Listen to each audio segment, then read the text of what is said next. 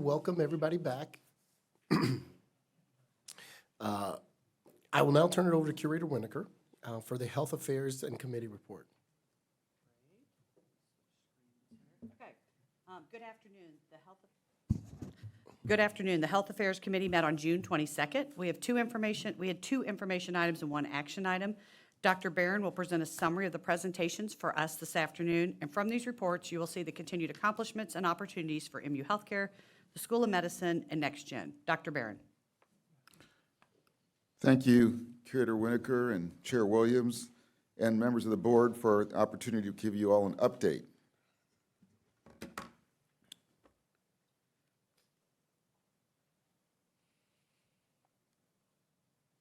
So here's our agenda for today. I'm going to give an update on School of Medicine, followed by NextGen Precision Health Initiative, then MU Healthcare, philanthropy, and an MU Healthcare financial update. So first for the School of Medicine updates. So since the last time we met, we've named two new chairs to clinical departments. Dr. Brandy French has been named chair for the Department of Neurology. She's previously served as interim chair, and she did an outstanding job. And then we also named Dr. Laura Haseman the chair of the Department of Child Health. Both these chairs became effective June 1. So we continue to search nationally for a vice dean for academic and faculty affairs, and we've also are conducting a national search for the chair of health management and informatics, which as of July 1 will change its name to the Department of Biomedical Informatics, Biostatistics, and Medical Epidemiology. This new name reflects a new enhanced focus on biomedical informatics and data analytic capabilities in the School of Medicine. Here is a picture from commencement day in May, in which we graduated 110 new medical students that became physicians. We are, of course, honored to have Curator Winokur join us for the ceremony, and she performed the conferral of degrees.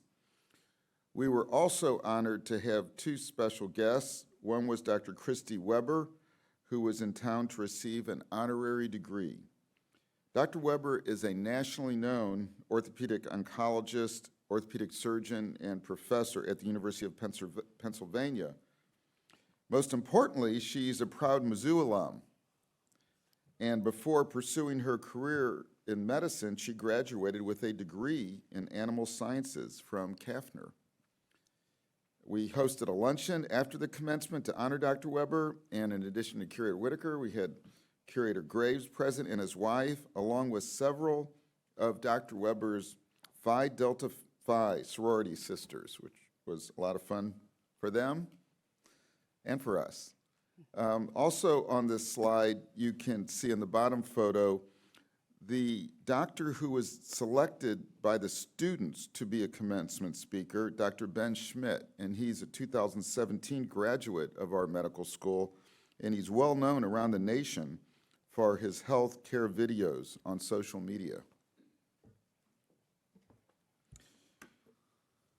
A bit about cancer research.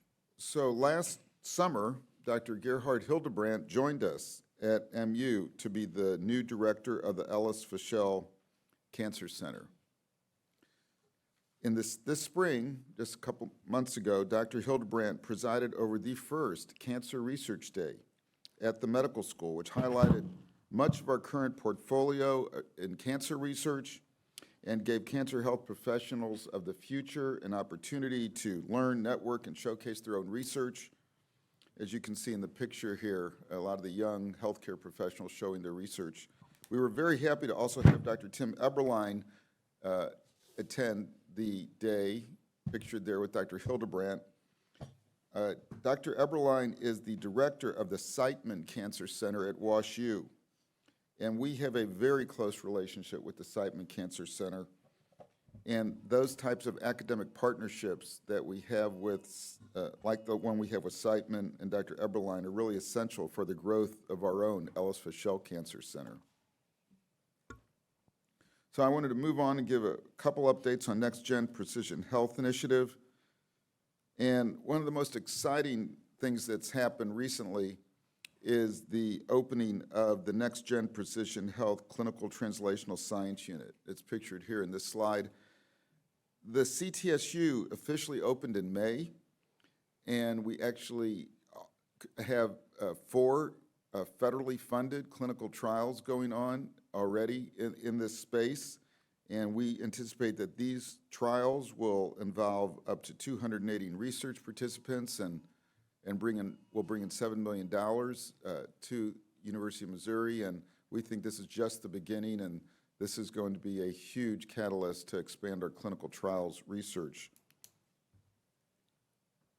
Also on the Next Gen front, I wanted to briefly highlight the Next Gen Discovery Series and its successes. This is a monthly lecture series that we launched in early 2021, and where we have speakers, scientists, researchers, talk about their research to a UM system-wide audience of faculty and staff. And through these presentations, the faculty and staff at the University of Missouri are able to learn more about precision health research currently being done, and actually they are able to network and provide opportunities to collaborate together. So up till now, we've done all of them in the Roy Blunt Precision Health Next Gen building in the Adkins Conference Room.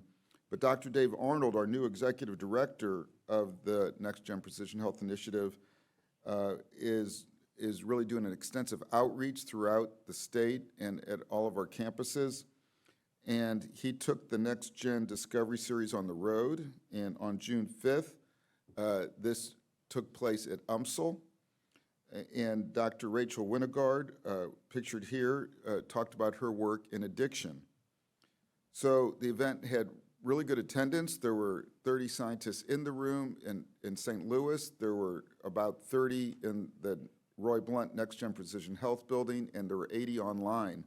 So we think we are getting a good audience for these, and Dr. Arnold plans to hold these events both in Kansas City at UMKC and in Rolla at S&T in the upcoming year. So now to move on to MU Healthcare updates. The arrival of Rick Ransom, our new CEO, remains the most exciting news.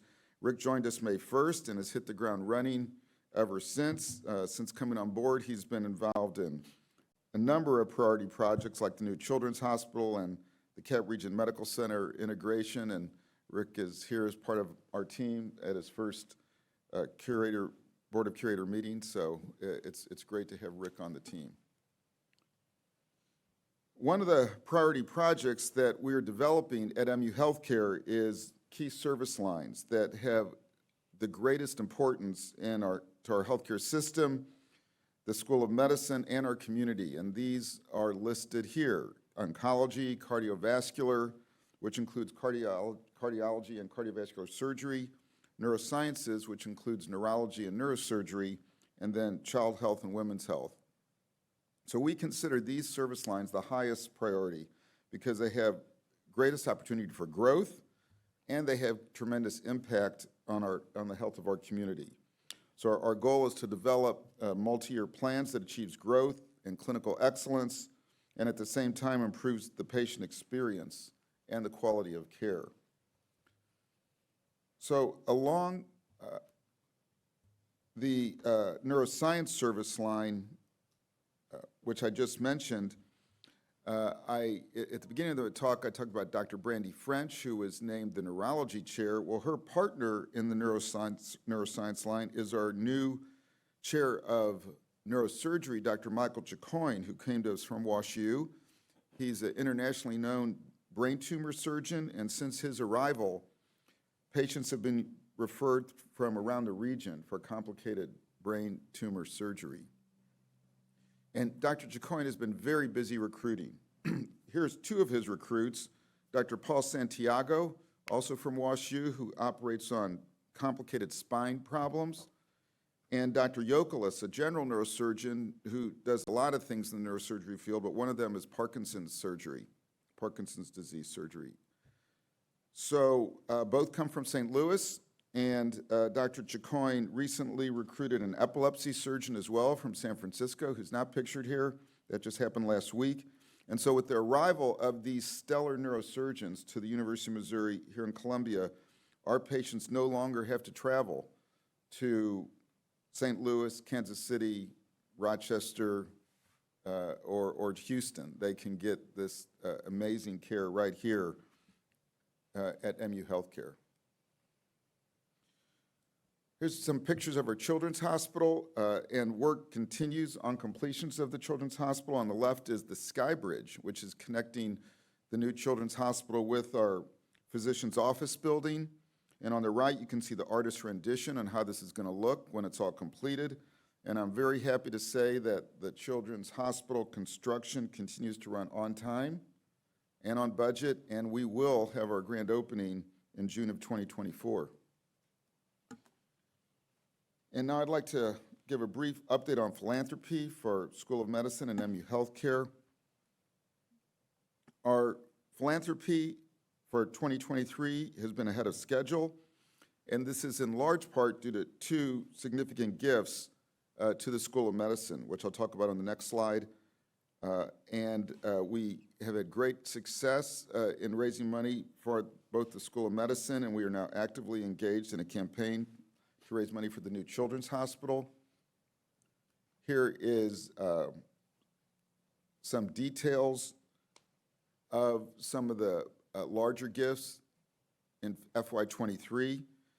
We did receive two $5 million awards, as you can see here. One is to support Department of Family and Community Medicine, and the other to support School of Medicine scholarships.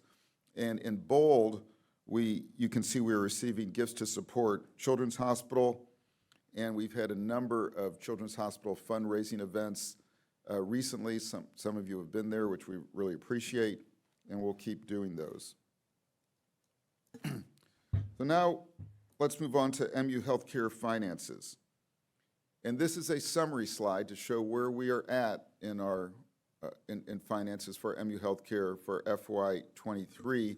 This shows numbers through April. We continue to do well since my last report, and this report shows that our operating gains through April were nearly $38 million. Now, we did report last week at the Health Affairs Committee that our May numbers just came in, and they put us actually at $44 million. Therefore, we anticipate that we will reach and exceed our projection for FY23 of $45 million when we close out the year at the end of June, tomorrow. So our success is because we have been extremely busy clinically. I think that's the leading reason. But in addition, our agency labor costs have begun to decline, our travelers, nurses, and other healthcare professionals, and we hope this trend will continue. So one way we can decrease our reliance on agency labor expenses is to hire full-time nurses and other healthcare professionals. So we have hired 69 new nursing graduates in May, and so far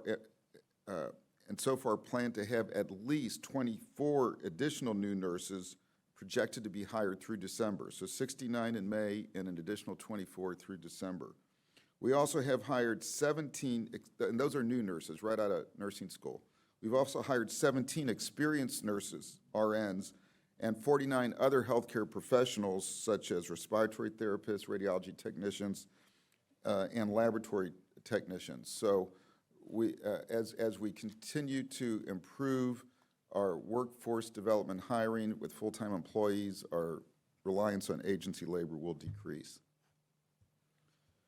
I want to finish with this information.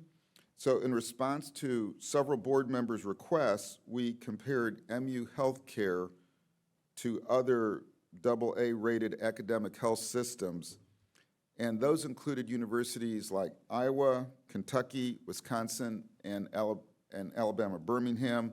We had Kaufman Hall assist us in this analysis, and I'll show you a few data points on this. We showed more at the Health Affairs Committee last week. Here's one of the data points, and it has to do with operating margins.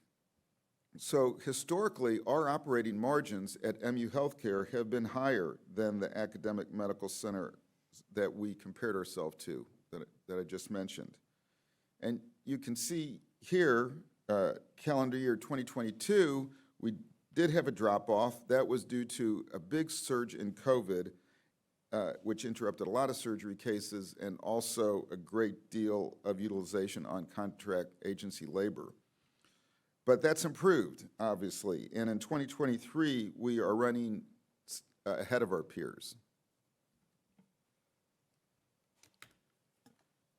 This slide shows operating revenues compared to operating expenses. So operating revenues on the left, operating expenses on the right.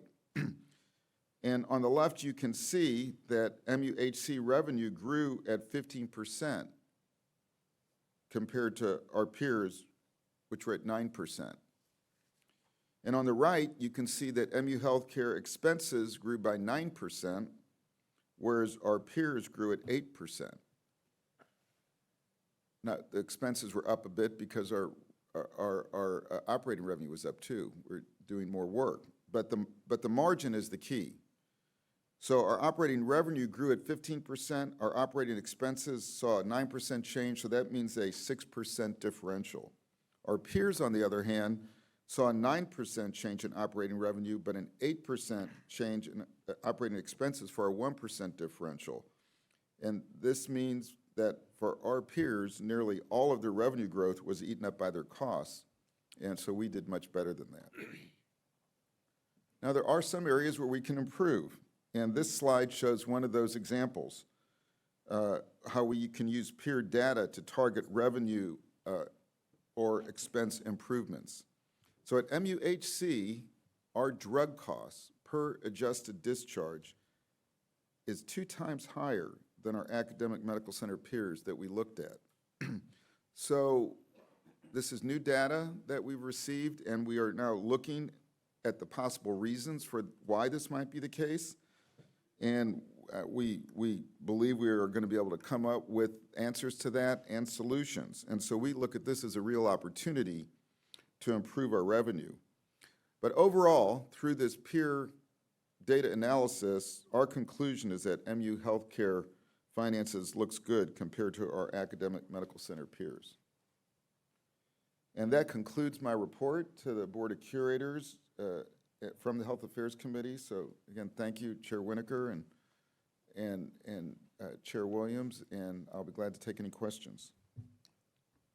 Anybody have any questions? Curator Burnsick, Curator Blitz, do you have any questions? Okay. All right, So thank you very Thank you so much. much, Dr. Barron. The only action of the Health Affairs Committee last week was to approve the minutes from April 13th, of which they unanimously approved. Since there's no further questions from the board, we'll conclude the business of the Health Affairs Committee. Thank you, Chair Williams. Thank you, Chair Winokur. Thank you, Vice Chair Winokur, sorry. I'm promoting everybody today. At this time, I would like to turn it over to John Middleton, who will introduce the strategic theme discussion for today and the presenters. Thank you, Chair Williams.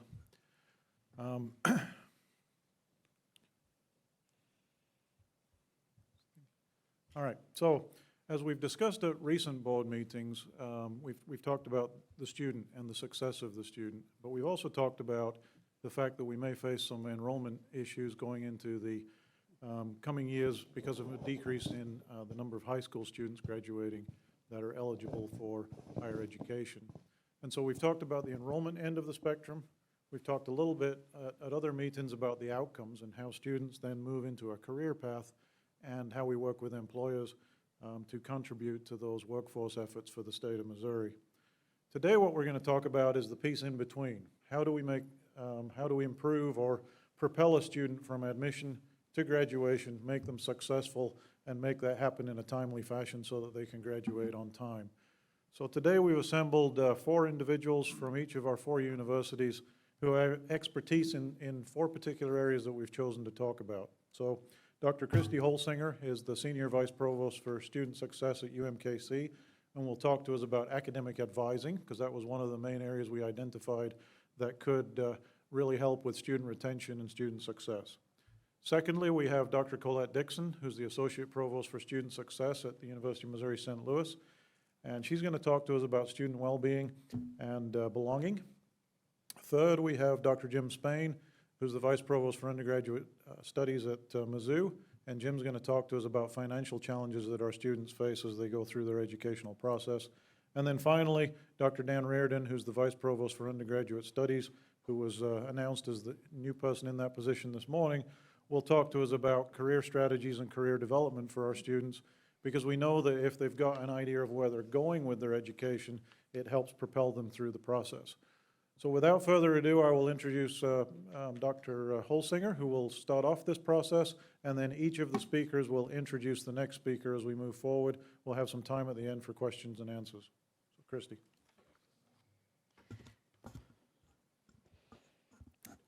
Good afternoon, distinguished board members and esteemed guests. It's good to be here with my colleagues and learn of their work advancing student success initiatives.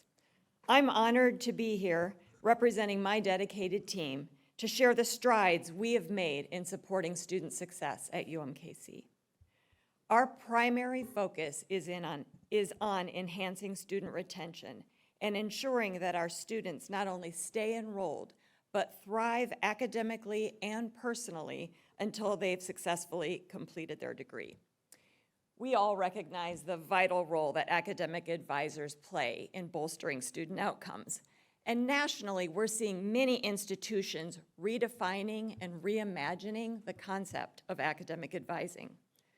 While traditional advising practices are crucial, we have embraced a holistic approach that empowers our students to set goals, create personalized plans, and connect their academic journeys with their future careers.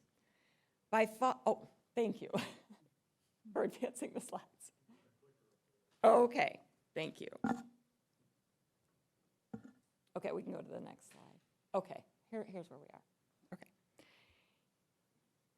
Okay. By fostering an environment of trust and accountability, advisors are better positioned to understand and address the barriers our students face, intervening at the earliest stage possible. Whoops. Okay, got it. At UMKC, we have implemented a new model for undergraduate academic advising that has addressed concerns from previous practices and yielded positive results. I want to acknowledge the work of Dr. Tammy Welchert, Director of RU Advising, and her team for their exceptional work. As a result, we've been able to standardize many practices, like requirements for advising appointments and the use of advising holds. We've achieved a recommended student-to-advisor ratio of 300:1 and addressed salary inequities. Additionally, we've enhanced training opportunities and utilized technology tools more consistently to strengthen our advising capabilities. To support our advisors, we've introduced a career ladder that provides meaningful advancement opportunities, ensuring that their professional growth aligns with our students' needs. Through greater collaboration with campus partners, more students than ever are being connected to the specific resources they need. Our development of this new approach to advising has been guided by successful models and proven principles. Appreciative advising, for example, suggests we approach students with a strength-based focus, demonstrating curiosity and a genuine desire to understand them holistically. By integrating career conversations, we emphasize the importance of aligning their aspirations with their chosen degree path. Furthermore, we have enhanced accessibility by expanding advising options into virtual evening hours, which allows students to meet with advisors when it works best for them. In line with recommended national best practices, we are working on physically centralizing advising offices and co-locating them with other student-facing offices like Career Services and our Financial Wellness Center, which helps facilitate a more seamless experience for our students. Okay. I would like to share a few notable examples of the initiatives we've implemented and the positive outcomes we've observed. One very important lesson we've learned is to recognize the significance of engaging students even before their first class begins. The success we are seeing, for example, in our First Gen Rue Scholars Program is due in part to these pre-term activities. In the most recent year, these students had a higher GPA and a 10% higher retention rate than their peers. Taking that practice to advising, we now utilize an online orientation module that allows students to provide information and pre-register before even attending orientation. This allows them to focus on making connections and learning the campus community. Similarly, students complete a Getting to Know You form with a follow-up appointment. From this, we collect information on each student's support network, whether they're employed, how many hours they work, what they're looking forward to, and what their biggest concerns are. Many questions are asked to gauge their academic confidence and their confidence in accessing resources, from technology to transportation. Surveys pre-semester and throughout the semester are given with incentives to participate and lead to need-based referrals across campus. Each semester we see items like financial issues, academic preparedness and motivation, health-related stresses, and make many referrals, mental health being common. Our success coaches in advising are Masters of Social Work practicum students who play a pivotal role in addressing concerns raised by faculty, and they work with students individually to understand whatever they are having a hard time with, things like time management and work-life school balance. We've also implemented new prioritized outreach initiatives such as Operation Rue Rescue, which focuses on outreach to students who have failed to enroll for the next term. Another notable effort is Operation Rue Resilience, focuses on providing support to our Pell eligible students, 37%, who may be at risk of leaving due to financial concerns. We are currently piloting new academic recovery practices, and it is these types of approaches that have contributed to our highest retention rate of 77%, which has positioned us at the forefront when compared to our operational peers. Looking ahead to the upcoming fall semester, we are thrilled to report a 5% increase in retention of our first-time college students and a 4.5% increase for our transfer students. Notably, our first-generation student population, who make up 46% of the student body, has a remarkable 10% increase in retention.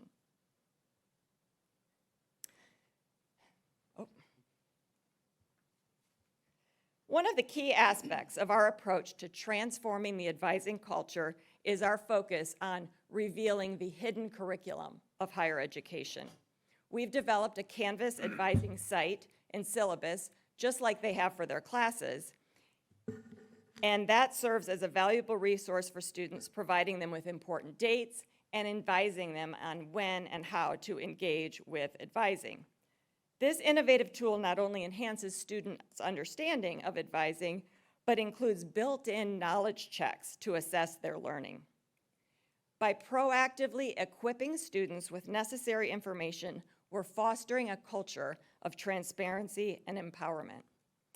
In tandem with improving the student experience, we recognize the critical role advisors play in this transformative process. As part of our cultural shift, we are dedicated to enhancing staff efficiencies and celebrating the invaluable work our advisors do. By providing them with the necessary training and recognition, we're developing a team of dedicated professionals who are equipped to meet the evolving needs of our students. In our commitment to continuous improvement, we've implemented assessment cycles that go beyond monitoring retention rates and graduation rates. We track student learning outcomes, regularly review the number of student interactions, appointments, and need-based referrals, all of which are increasing. Additionally, we actively seek feedback from students, ensuring that their voices are heard and that their experiences are taken into account. Through these assessment cycles, we gain valuable insights, which allow us to refine our strategies and innovations. One notable initiative that's yielded very positive outcomes is Operation Root Rescue, mentioned earlier. Through collaborative efforts with financial aid and UMKC Central, our one-stop shop, we have successfully supported students who are at risk of leaving due to a variety of challenges. This work begins on the first day of open enrollment, and to give a very specific example, advisors reached out to over 2,000 students who were enrolled in fall but not in spring, and by the end of the campaign, 85% had enrolled. This concerted effort has had a significant impact on our retention rates and exemplifies our commitment to proactively addressing the needs of our students. As we reflect on and celebrate our progress and look forward to the future, we know it is our responsibility to give all students the opportunities to succeed and help them address any barriers to completion they might experience. So we will continue to refine our practices, collaborate with campus partners to ensure our students receive the support they need to reach both their academic and career goals. Thank you very much, and I'm going to turn it over to my colleague, Dr. Colette Dixon, to talk about student well-being and belonging.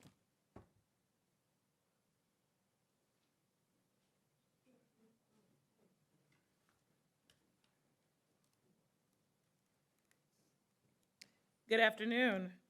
As Dr. Hollinger mentioned, I am Dr. Colette Dixon, Associate Provost for Student Success at the University of Missouri St. Louis, and I truly appreciate the opportunity to share with you some of the non-academic challenges that impact our student retention and graduation rates.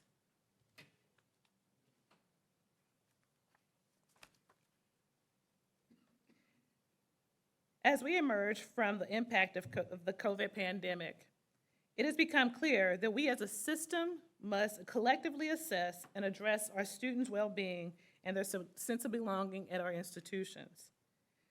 Their sense of belonging at our institutions is critical for our retention and overall college success. Just recently, the Gallup and Lumina Foundations collaborated on a report called Stressed Out and Stopping Out: Mental Health Crisis in Higher Education. From their report, they named 3 reasons why students were considering leaving higher education. Of the respondents that took the survey, 69% considered leaving because of emotional stress. 59% considered leaving because of personal and mental health. And the last group considered leaving because of financial reasons, which my colleague Jen Spain will go over. These national survey numbers are the same or similar to what we have in our system. As a group, we work with the Missouri Partners in Prevention, which is a statewide coalition composed of higher education institutions. They work collaboratively with our 4 institutions to develop strategies to look at and conduct surveys for our 4 institutions to track well-being through the Missouri Assessment of College Health and Behavior Survey. The MOCB, which is modeled after the Core Alcohol and Drug Survey, is an online survey of questions that looks at negative behaviors such as tobacco use, risky driving behaviors, mental health issues, and interpersonal violence, which correlates to how these issues impact student retention. When you look specifically at our institutions on the board, those students who thought of transferring from the last couple of years really hasn't fluctuated much.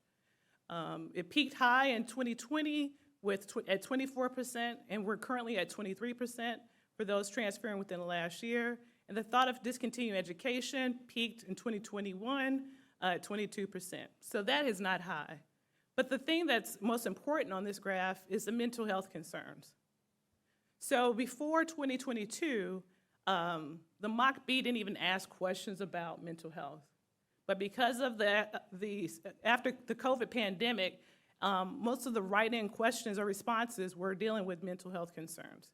And so since then, in 2022, when they first started asking the question, that first year rollout was at 53%. And I think that we really have to look at how that is impacting our students. 2023, it's at 49%, so it's dropped some. It's followed by the lack of friends and loneliness. And if you listen to the news, you hear that loneliness is peaking for even adults. So that's at 42% right now, and lack of belonging on campus, which is at 28%.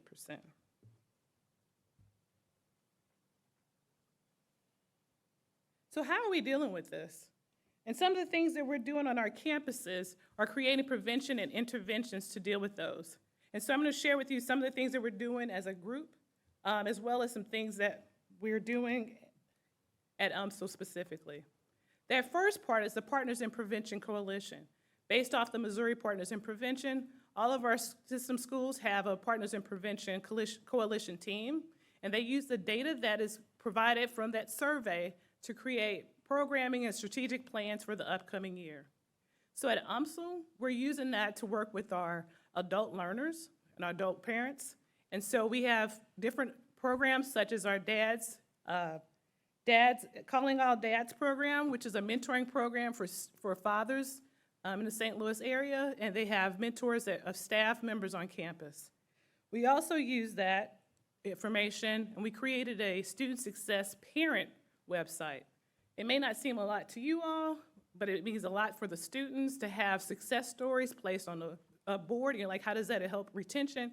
But just seeing those success stories of other students has been helpful. And we encourage students to also complete the survey and add their own stories along with pictures on the website. Each of our campuses have a care team, and that means a campus assessment, resource, and evaluation team. And then what they really do is work with urgent matters. This is an industry-wide trend to have those on campus. They usually work with students who are having food disparities, health disparities, and housing disparities.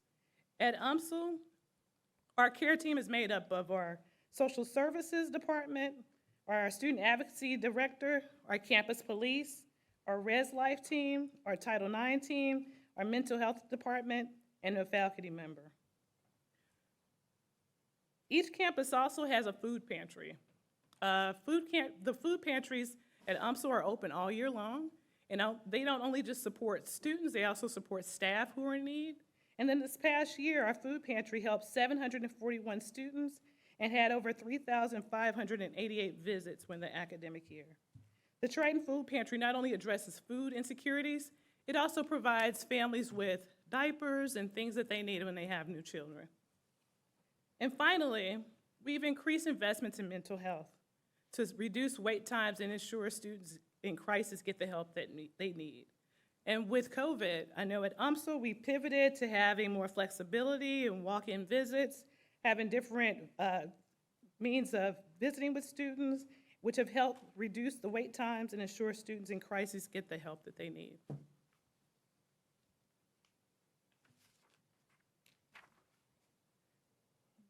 A new prevention and intervention that we're looking into is the basic needs coordinator. A basic needs coordinator is someone who will work one-on-one with students to be proactive. All the responses that I just shared with you were reactive after a student had those crises. At UMKC, they are rolling out this position just recently to provide one-on-one access to students of non-academic need.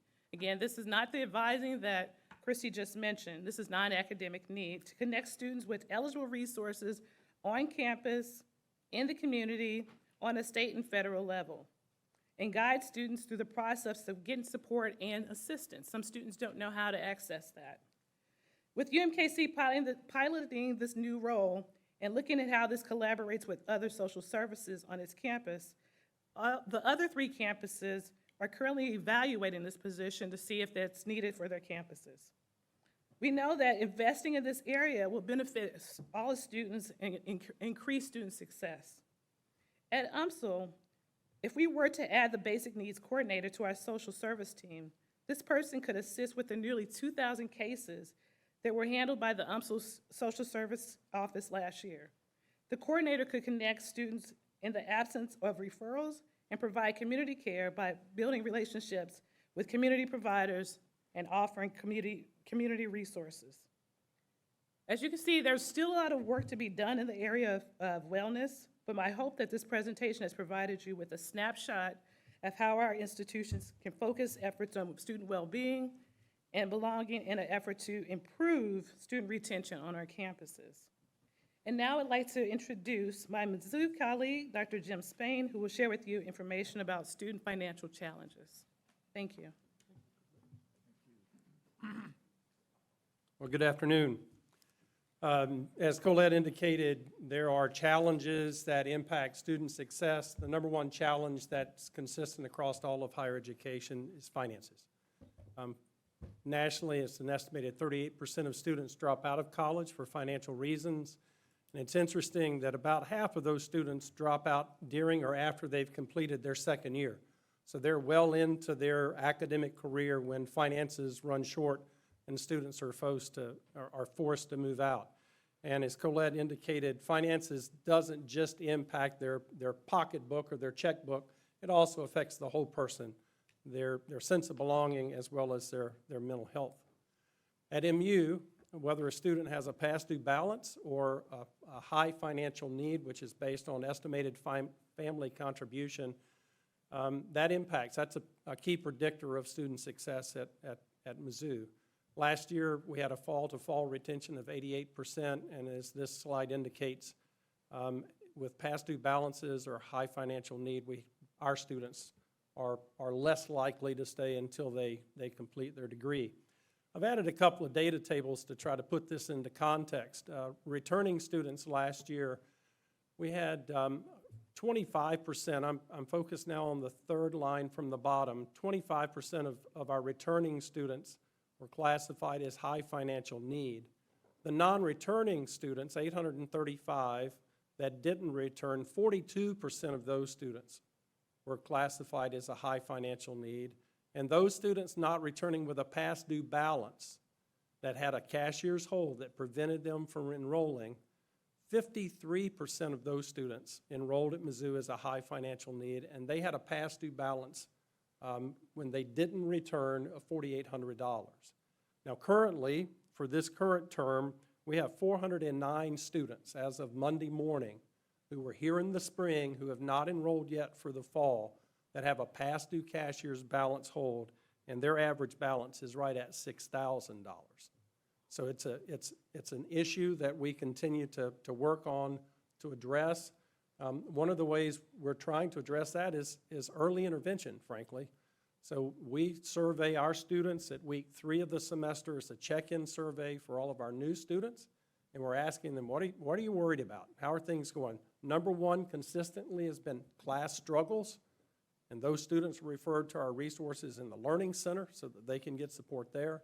Class attendance, which again is referred to Learning Center as well as their advisors. Financial reasons. These are students week 3 of their first semester who are already concerned about being able to pay for future academic terms.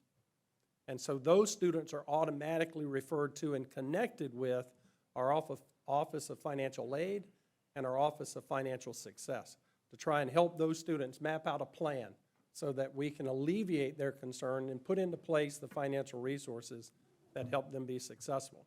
And again, our approach is early intervention and prevention.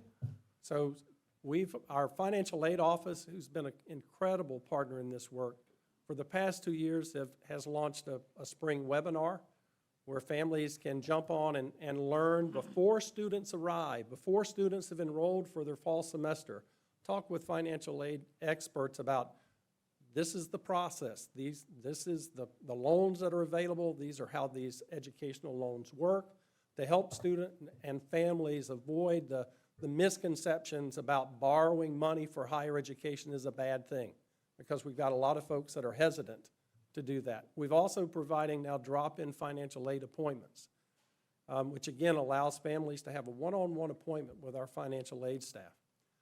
New processes, and again, it's intervening when a student expresses concerns, when a flag is raised, when that student says, I'm worried about finances. I'm concerned and I'm not going to be able to pay a future bill. Those students are automatically connected to our peer mentors and coaches. They're getting connected with our MU Office of Financial Success, which is successfully connected with 55% of the students. We're also tracking the impact of that. And we know that students who interact with our Office of Financial Success or financial aid have an improved retention rate, which means that process is working. We're increasing utilization of emergency grants that are available both through financial aid as well as the departments and the schools and colleges. And we've improved and streamlined some policies and procedures. And one, for example, 4 years ago, we had students who were being affected by past due balance.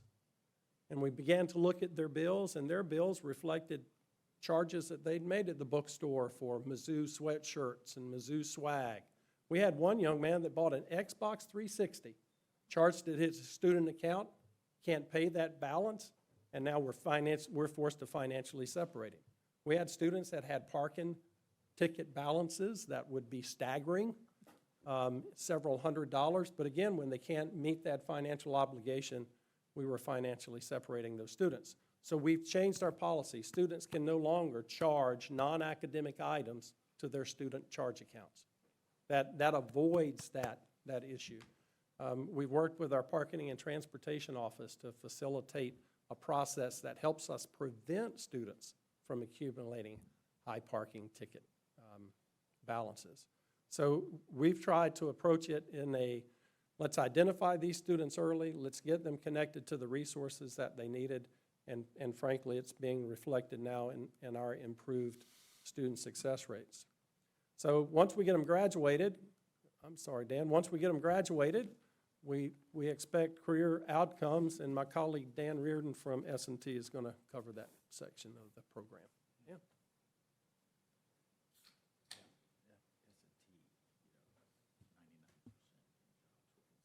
Thank you, Dr. Spain, and thank you, board members, for the opportunity to speak with you this afternoon. It's my great pleasure to discuss with you career services across the UM system, and specifically what we've been doing at Missouri S&T.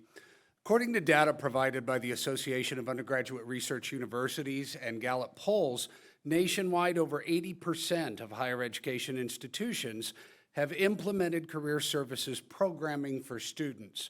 Additionally, 8 out of 10 families expect that students will receive guidance in their career paths. Career services directly correlate for families with return on investment and world readiness. Career education may also provide a roadmap for students in their course of study, leading to reduced time to graduation. Career service programs as well develop students' communication skills, both professionally and interpersonally.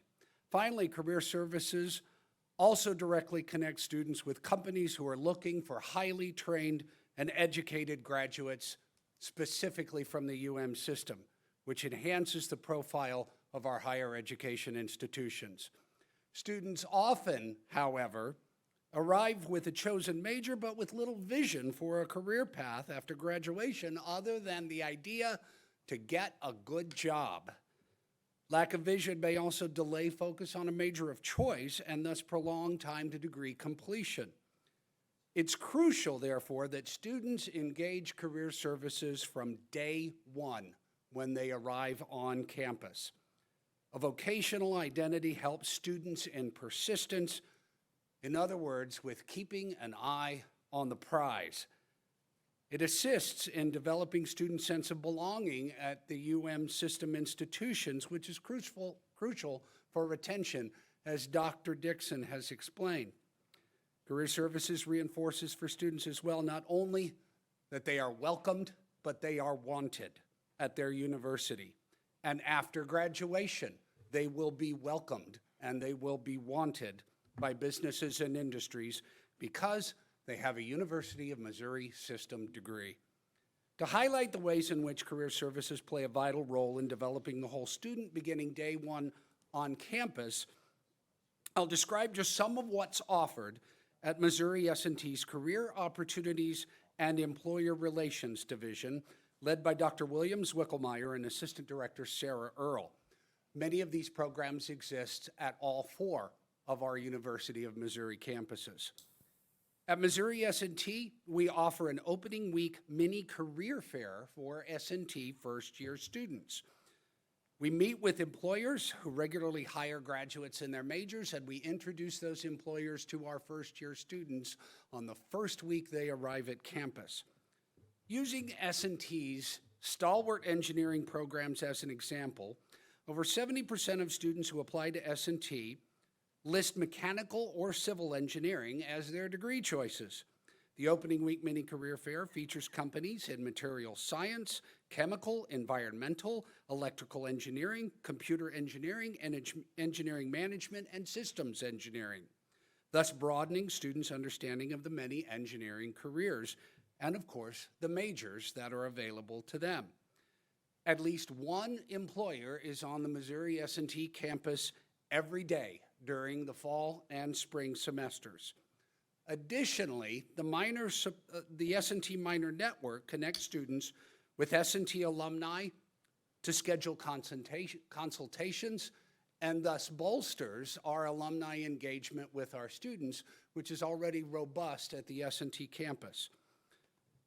Our software application Big Interview allows students to practice interviewing using pre-recorded questions, and the student's answer will be recorded. Thus, Big Interview consultants will provide feedback to assist students in developing their interviewing skills.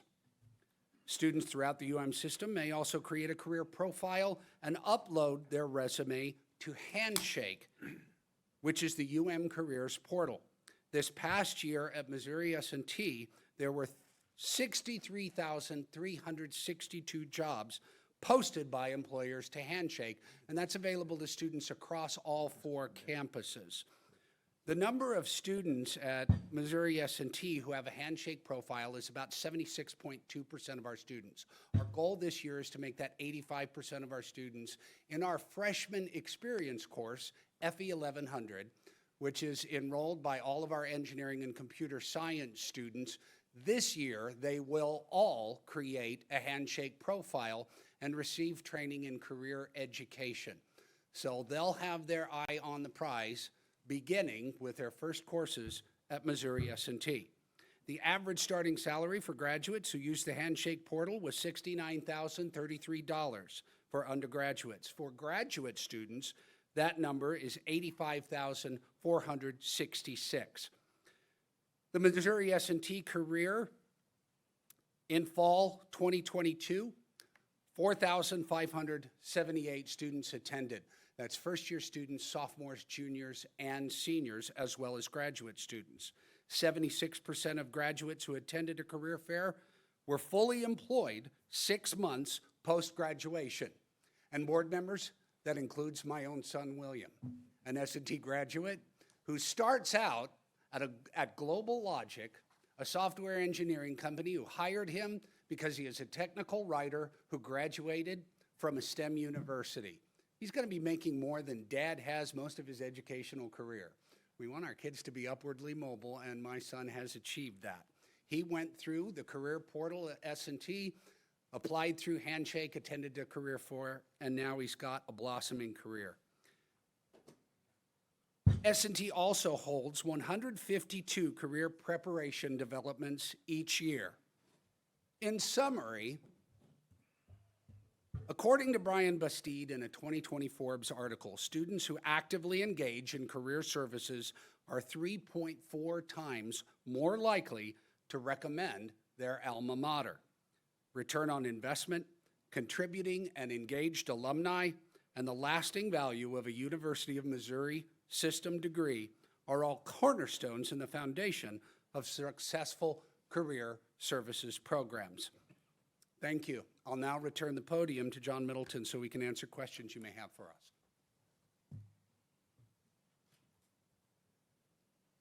All right, do we have questions for the presenters? I like the way he said, I will return it to John to answer questions that you may have for them.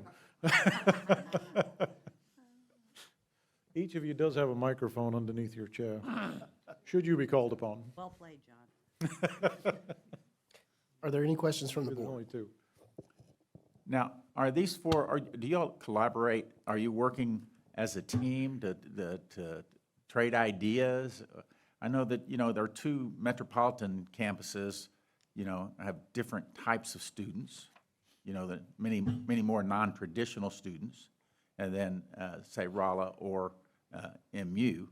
And so are you sharing and working together with your efforts? I would say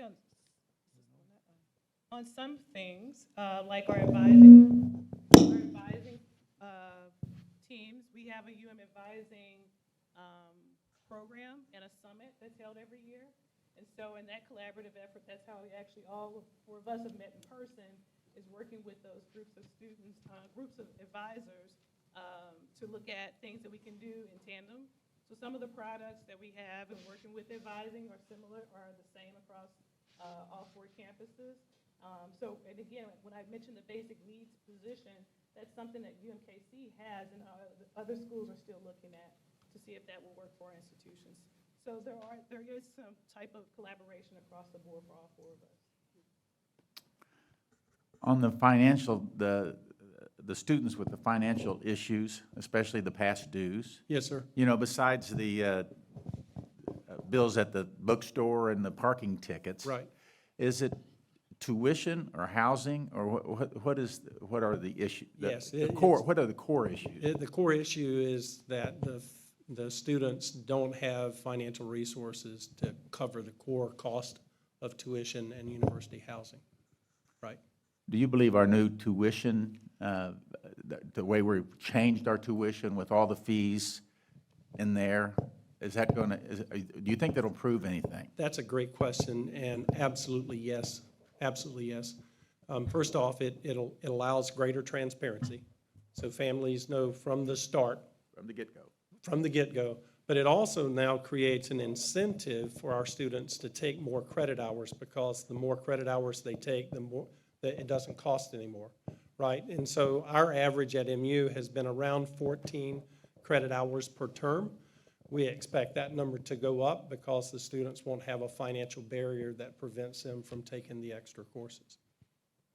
And we expect that then to help accelerate students to their 4-year degree quicker and sooner, because there's going to be a greater velocity to degree because the students are creating more credit hours per term.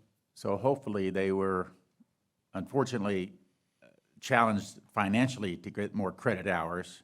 And now, since that's been removed somewhat, they'll go ahead and be able to handle the course load. That's what That's what we're hoping? That's what we anticipate. Yes, sir. Thank you. Certainly. Any other questions? I do want to commend you on addressing the issue with regard to the student parking fees and things that were limiting the return, because I think, you know, getting these kids through their 4-year or 4.5-year degree benefits all of us, not only the system, but benefits the individuals. And so I commend you on that, and hopefully we can figure out a way to get that number even lower. As we look at, you know, $4,000 over the course of your education, hopefully we can figure out a way to get that so these students can come back and finish their degrees. President, do you have anything? Yeah, I have a question, and that is, we all know that the cost of attendance is not only dependent on tuition, but time to graduation. Absolutely. So the sooner that we can get students to graduate and then become productive citizens, it's better for them and better for the university. Currently, our 4-year graduation rates at all 4 universities need to improve. What are some of the barriers that students face to graduating in 4 years, and how are we going to address those? One that affects time to degree completion at Missouri S&T is a degree program that is over 120 hours. Our engineering and computer science programs average 128 to 133 hours, which is frankly impossible for a student at 15 hours a semester, President Choi, to complete in 4 years. So reducing those hours to graduation, understanding what are the actual fundamental core courses in each degree field and how we can combine courses or combine what students study in those courses to reduce time to degree completion, I think is going to be crucial. I know that at Missouri S&T, about 75% of our students engage in co-ops and internships, and quite frankly, that's a poor excuse to not finishing in 4 years. What we're talking about is 15 to 18 hours that they'll miss over a semester. That can be made up in other semesters with a lab here, a 3 credit hour course here, an 18-hour semester, and courses in the summer. So I would say another option is we need to increase our summer course offerings, make sure they are asynchronous, online, and I would argue available to all University of Missouri students. Yeah, I'll just add to that.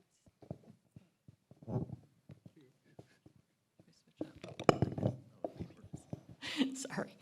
I'll add to that I think, if you look at the picture nationally, it's becoming more common for students to stop out and have to work and go part-time. And so we're always trying to address that. So for example, one of the frustrating parts of this job is we know we have so many resources on campus, but we also have students who are working multiple jobs, who have caretaking responsibilities. And so it's not always easy for them to take advantage of the resources they need. For example, let's say academic, the time to attend supplemental instruction and tutoring. So we're constantly, trying to figure that out, and what are the things that we can do, whether it's affordability or around creating the motivation needed because of the career goal outcome that's firmly established and is helping motivate them. But that is of top concern for all of us in terms of thinking, not only in terms of retention, but continuing to improve those graduation rates. We have started the implementation phase of a new degree planner, scheduler, and audit system. This will allow us to track our students' academic progress in ways that we've never been able to track students' academic progress.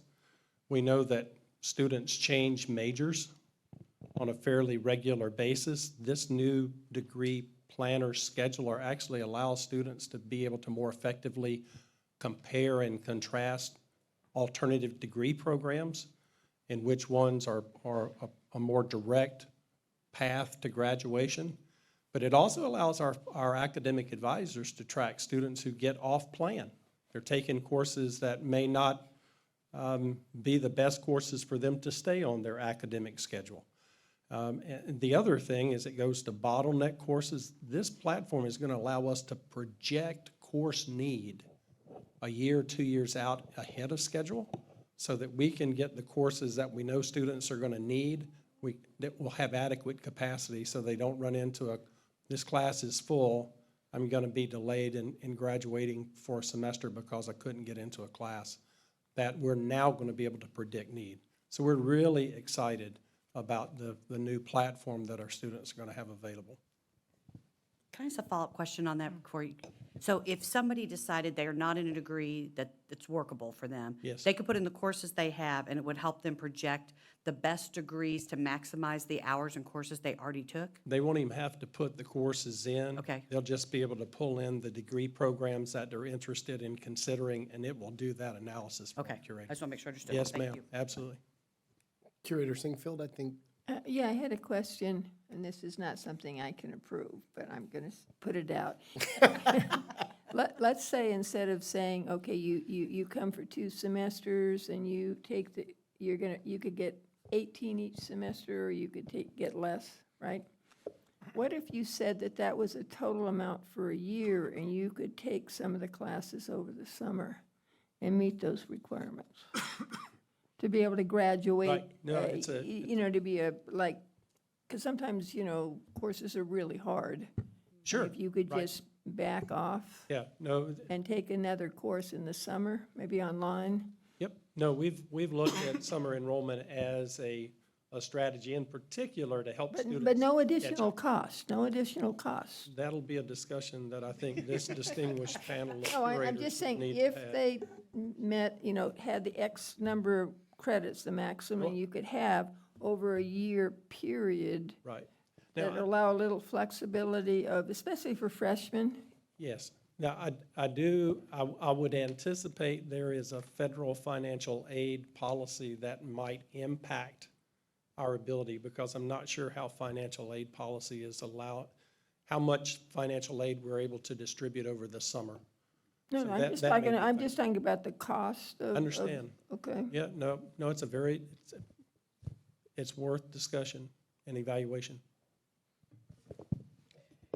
And I think all of our institutions are looking at how do we get students to that 15 or 30 per year limit. And we're just trying our hardest to figure out how to, I know we just had this conversation just yesterday for about 2 hours, and I was like, we're having this, we're gonna figure this out.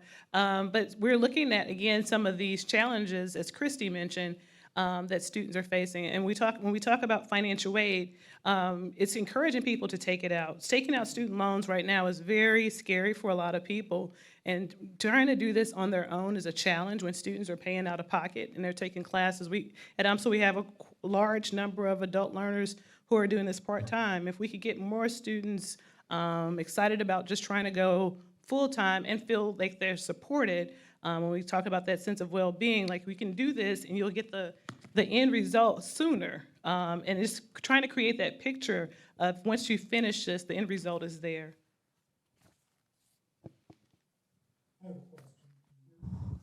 Yes?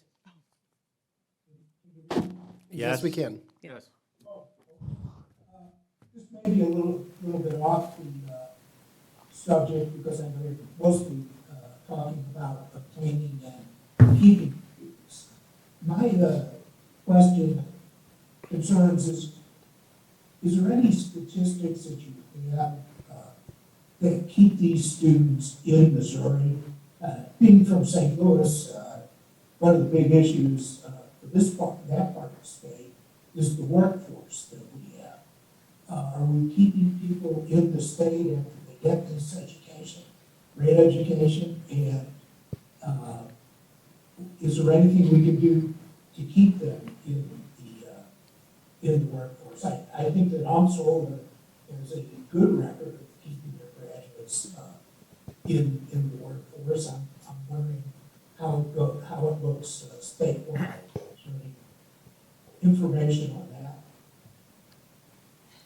that? I don't have the documentations in hand, but UMSL, as you mentioned, does a really good job of keeping alumni in their area and having them give back and finding student jobs. I don't want to throw out numbers because I don't have it right. I can say it off the top of my head. But one thing that we do is we are the career service for St. Louis. We are creating those job opportunities in that market for St. Louis. We're creating social mobility for those who actually complete their degrees to have a different life if they remain in the area. And so we work really hard with our alumni organization and our career services to find jobs in the area and keep our students in that area. At our career fairs as well, we prioritize Missouri businesses. Dr. Williams Wickelmeyer offers. All right, can you hear me? Other mic. At the career fair, we prioritize Missouri businesses. Dr. Williams Wickelmeyer offers discounts to Missouri businesses and industries, and they quite frankly get the choice spots at our career fair. And that means Boeing, Monsanto, Black & Veatch are among the most prominent at our career fairs. We want to place in a lot of ways Missouri first and encourage our S&T graduates to get excellent jobs and excellent careers which are available in Missouri.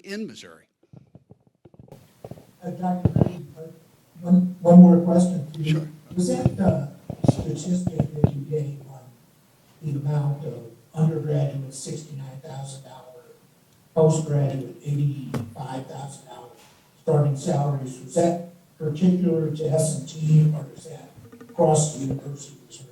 That's specifically S&T numbers, sir.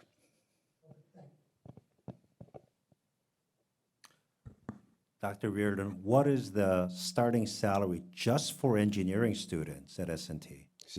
72,000. Undergrad. Undergraduate.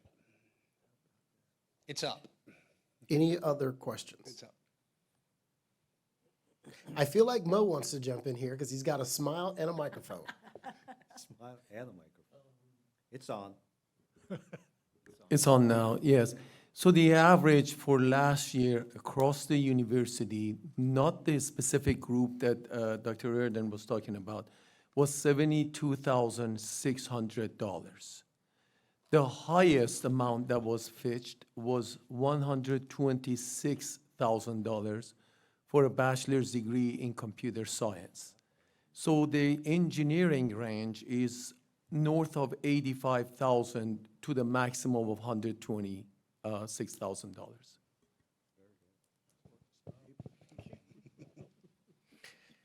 Any other questions?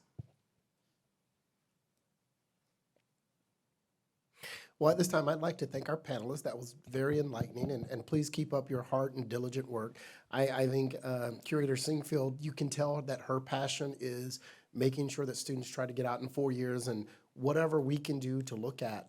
I mean, it is an interesting concept that she raised of if you paid for full-time in the fall and you'd call it the fall and the winter, could we then say, well, you can make up those other hours, like if you took 14, then say you can have 8 hours of summer for free? I don't know the answer to that, but I think it's a question that definitely deserves looking at it. But we want to thank you for your presentation and your time, and unless you have anything else, we'll move on to the next topic. Thank you.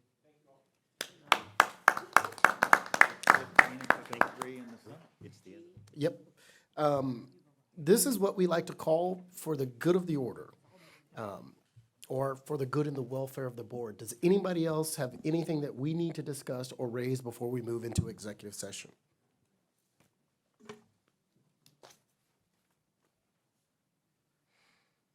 Hearing none, that concludes the public portion of the board meeting today. The board thanks everyone for their time and for their reports. The board will reconvene after the press conference, which it's 1:48, we probably need 30 minutes. So the board will reconvene at 2:15.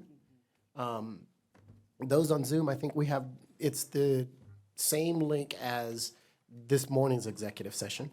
So we will look forward to seeing you in about 30 minutes.